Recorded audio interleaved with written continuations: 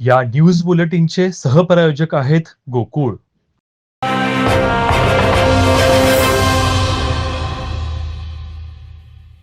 मंगल कार्यालयातील लग्न समारंभास पाहुणा म्हणून येऊन आणि कोल्हापुरी फेटा बांधून सोन्याच्या दागिन्यावर डल्ला मारणाऱ्या सराईत चोरट्याला जेरबंद करण्यात यश आलं आहे. बुदरगड तालुक्यातील आदमापूर येथील 28 वर्षीय बाळासो उर्फ अजित प्रकाश पाटील याला अटक केली आहे. त्याच्याकडून 3,78,470 रुपये किमतीचे 42 ग्रॅम सोन्याचे दागिने जप्त करण्यात आले आहेत. ही कारवाई कोल्हापूर स्थानिक गुन्हे अन्वेषण शाखेने केली आहे. कोल्हापूर शहरासह ग्रामीण भागात सध्या लग्न सराई सुरू आहे. मंगल कार्यालयामधून सोन्याचे दागिने, रोकड असलेली पर्स, पिशवी अज्ञातांकडून लंपास केल्याच्या घटना घडत आहेत. त्यामुळे असे प्रकार रोखण्यासाठी जिल्हा पोलीस प्रमुख महेंद्र पंडित यांनी स्थानिक गुन्हे अन्वेषण शाखेचे पोलीस निरीक्षक रवींद्र कळमकर यांना सूचना दिल्या होत्या.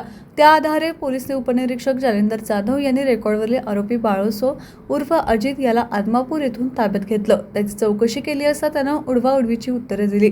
त्याची सखोल चौकशी केली असता त्यानं Jay palace, Kalamb, Vanisrushti farm house, Hanbarwadi, Kolhapur येथील मंगल कार्यालयातून चोरी केल्याची कबुली दिली. त्याच्याकडून 3,78,470 रुपयांचे 42 ग्रॅम सोन्याचे दागिने जप्त करण्यात आले आहेत. बाळासो उर्फ अजित याच्या विरुद्ध घरफोडी, जबरी, चोरीचे 21 गुन्हे कोल्हापूर, पुणे इथं दाखल झालेले आहेत.